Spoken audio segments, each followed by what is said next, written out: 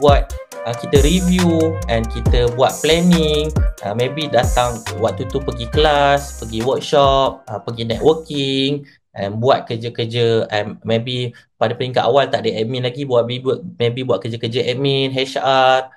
Maybe waktu tu nak buat training kepada staff, hari itulah dia dedicatekan hari untuk buat training kepada staff. So ini adalah hari pertama, satu hari untuk kita work on the business. Apa kerja-kerja yang nak buat tu, antara inisiatif bawah operation tu, contohnya kita waktu tu lah nak buat SOP, supaya SOP ni penting sebab staff keluar masuk, kata antara turnover rate CA ni tinggi. Jadi SOP dan sistem tu lah yang akan kalis kita daripada masalah keluar dan masuk staff ni. Keluar dan masuk staff, the operation still steady, sama, quality sama, tidak akan efek berdasarkan kepada quality ataupun kepada individu tertentu lah.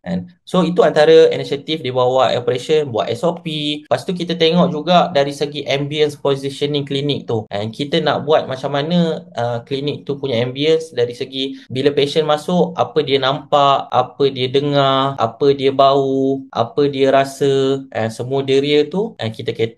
So dari segi penyusunan operation, ambience dalam klinik pun kita susun. Dan apa lagi contoh dari segi operation punya efficiency, kita ada consultation, kita consultation policy, macam mana kita standardizekan consultation policy supaya ada quality doktor yang boleh dikontrol lah. So ini adalah proses-proses operation yang kita nak bina foundation, kita nak bina sistem, kita nak bina experience kita punya business klinik kita.